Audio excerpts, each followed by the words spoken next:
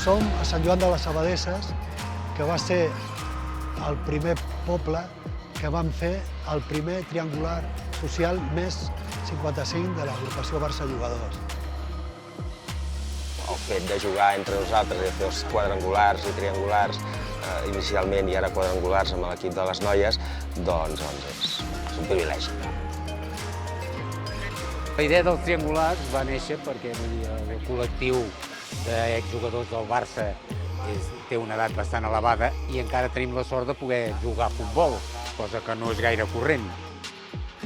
És continuar fent aquest tipus de partits que són més socials que esportius, però nosaltres tenim aquesta il·lusió de jugar. Però el que més ens agrada a nosaltres és jugar a futbol. Somiem jugant a futbol. Jo, quan vaig passar el Covid sever, la meva gran preocupació era mai més tornaré a jugar a futbol. I aleshores això és el que em preocupava.